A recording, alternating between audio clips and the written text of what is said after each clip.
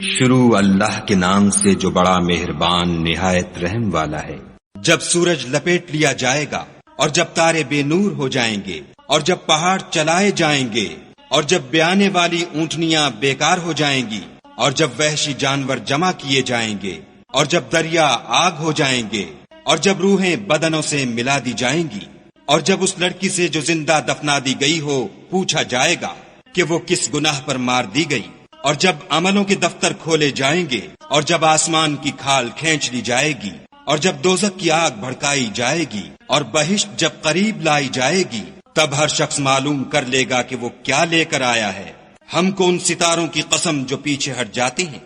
اور جو سیر کرتے اور غائب ہو جاتے ہیں، اور رات کی قسم جب ختم ہونے لگتی ہے اور صبح کی قسم جب نمودار ہوتی ہے،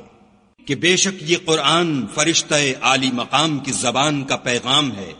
جو صاحب قوت مالک عرش کے ہاں اونچے درجے والا سردار اور امانت دار ہے۔ اور مکے والو، تمہارے رفیق یعنی محمد صلی اللہ علیہ وآلہ وسلم دیوانے نہیں ہیں، بے شک انہوں نے اس فرشتے کو آسمان کے کھلے یعنی شرقی کنارے پر دیکھا ہے، اور وہ پوشیدہ باتوں کے ظاہر کرنے میں بخیل نہیں، اور یہ شیطان مردود کا کلام نہیں۔ پھر تم کدھر جا رہے ہو؟ یہ تو جہان کے لوگوں کے لیے نصیحت ہے، یعنی اس کے لیے جو تم میں سے سیدھی چال چلنا چاہے، اور تم کچھ بھی نہیں چاہ سکتے